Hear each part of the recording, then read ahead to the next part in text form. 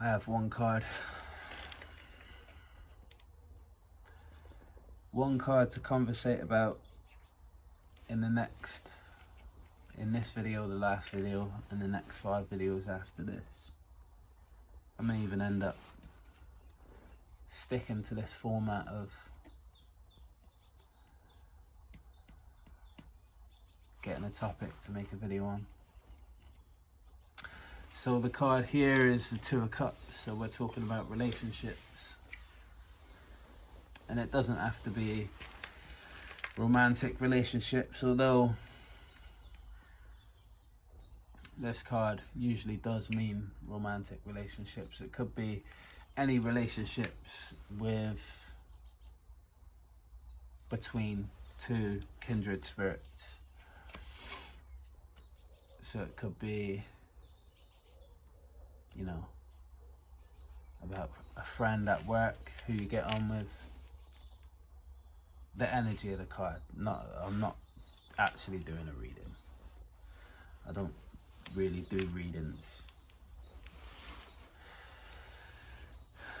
I just conversate about what God wants me to talk about. So in this case, he wants me to talk about relationships. So relationships.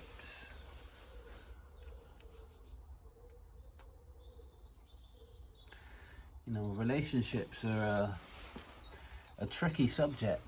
They can be. Especially early on in our relationship lives. You know, we go through a lot of ups and downs in relationships. I think that's a fairly across the board experience for humanity. Something that's coming to mind now is the idea that a relationship can make or break us. If we choose the wrong relationship and we choose to invest too much in the wrong relationship, it can definitely break us. 2:22 on the clock when I looked up then. I don't usually get the pull to look at the time.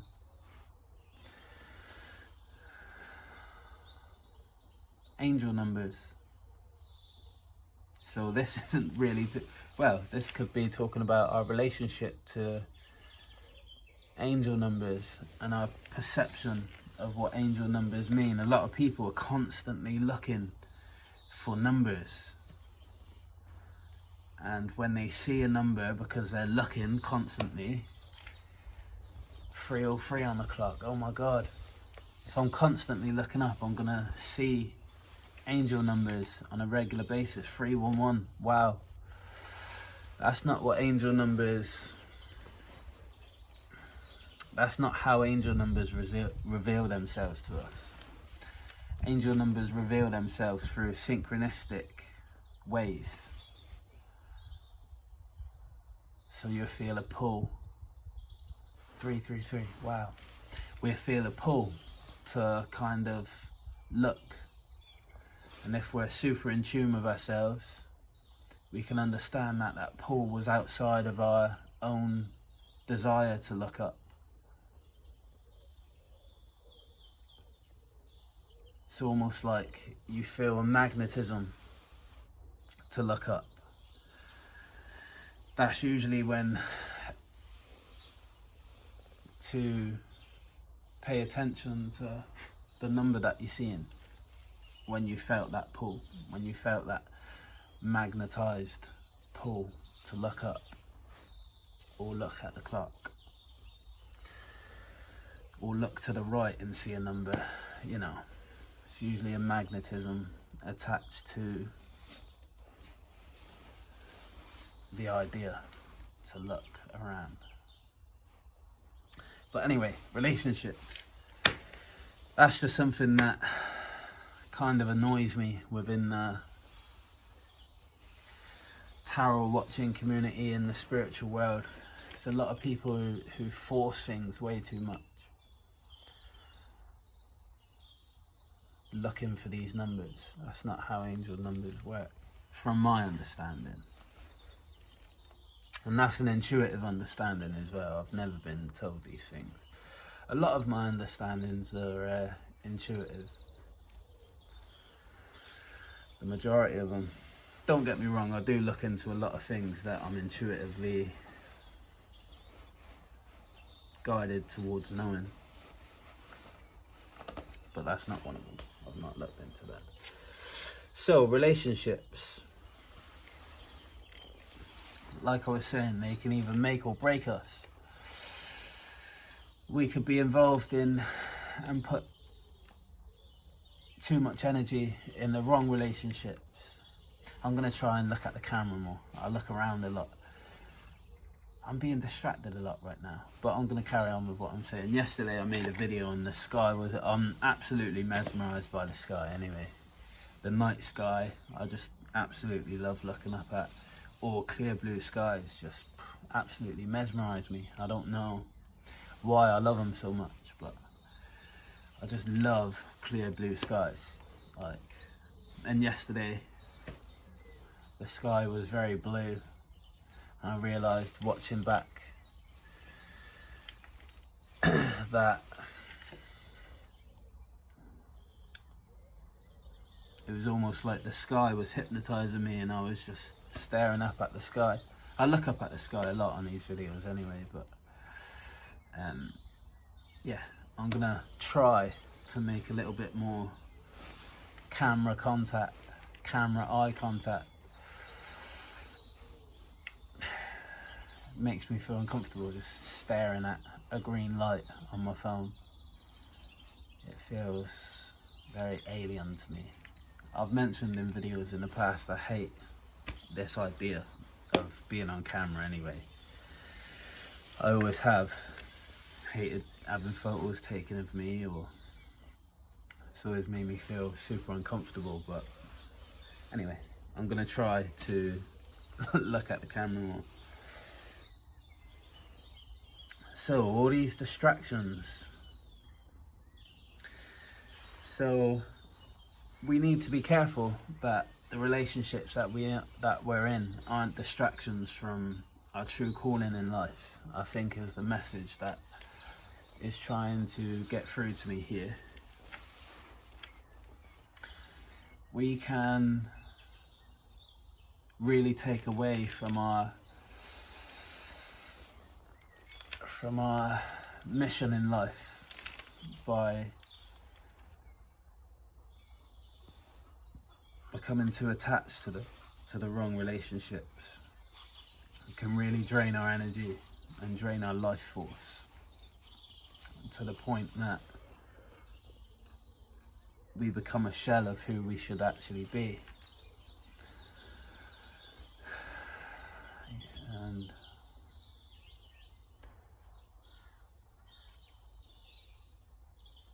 I think it's super important to really get an understanding of that, because there's way too many people that waste too much time and energy on the wrong relationships that bring them down, relationships that really tear them apart from the inside out. Have you ever seen someone in a really shit relationship who just look like they've been in the war? They've been through the wars. Such a shame to see when that happens.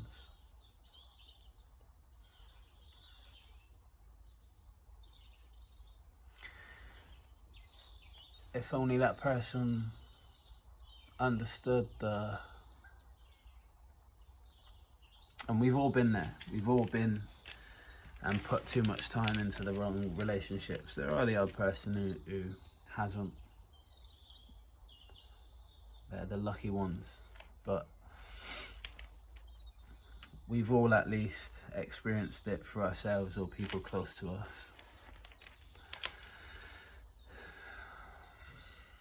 If only we all knew the importance, the gravity of attaching ourselves to relationships that really do not serve us.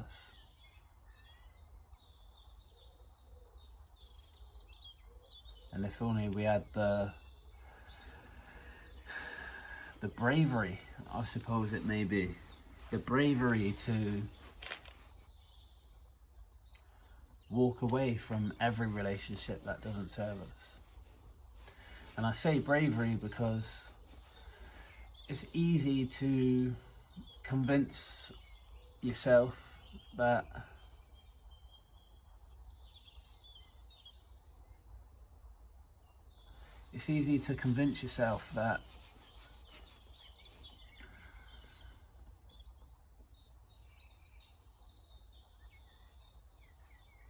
you may never find somebody else. Even though we know that that's nonsense, I think there's like this inner instinct that's like, but what if I don't?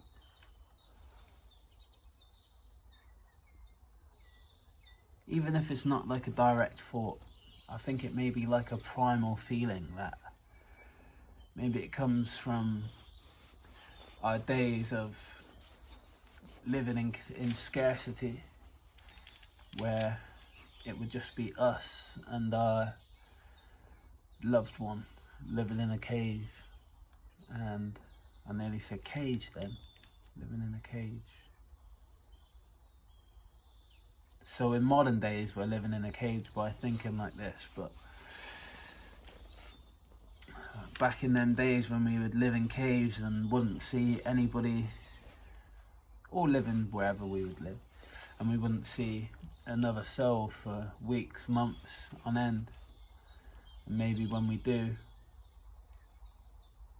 it's not so friendly. Or maybe when we do, we see a family together. And so we needed each other in those relationships. We needed to stay together, like at all costs. Our survival depended on it, I suppose. Our family's survival depended on it. Not just ourselves, but our children's survival depended on the mother being there. And the family's survival depended on the father being there. And so we had to stay together for the survival of our tribe that we was growing. Maybe it's something to do with that. You know, a primal instinct that we have to stay with this person.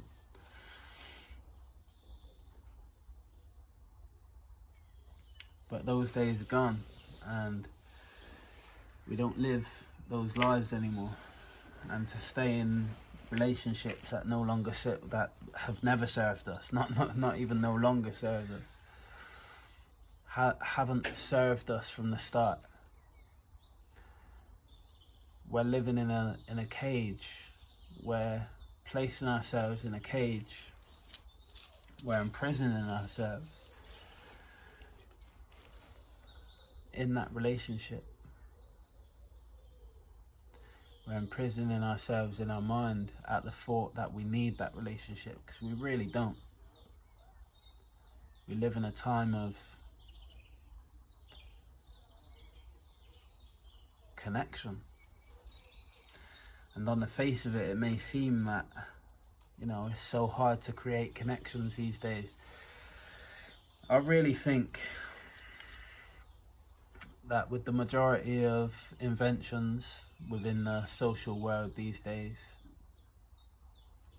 they take us further away from our true nature. And I think that with dating apps and the way people meet these days, I think it just puts a divide between the true way and the best way of meeting people in person. You know, dating apps just glorify hookup culture, which in truth is the enemy of relationships, like on every level. It breaks up relationships for one. There's a lot of people that go on these dating apps when they should be committed to their partner that they're with. There's a lot of people that spend years hooking up on these apps only to realise later on in life they want to settle down, but they wasted their best years hooking up with strangers, giving vital parts of themselves away to people who give absolutely no shits about them.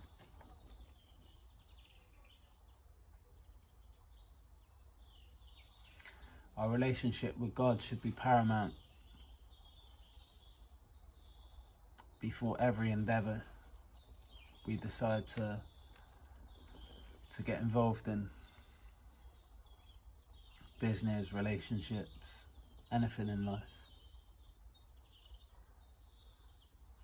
Allow God and what's right to rule over our minds and our ideals and our decisions. The world would be a much better place if that was the case. And that doesn't mean religion, the gods that we're taught about in religion. Although you can grow closer to God through the Bible,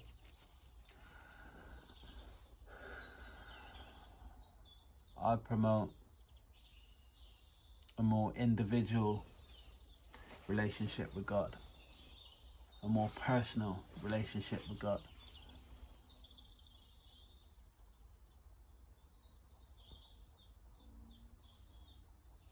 Doing what's right for God, because that's what God wants. God is love and all that's good. So if we was wanting to please God, we would do things out of a place of love and for what's good. And I think that's a great place to start when evaluating our relationships and evaluating future potential relationships. And with that, I'll leave that there. I've got another 5 videos to make right now. Thank you for the conversation.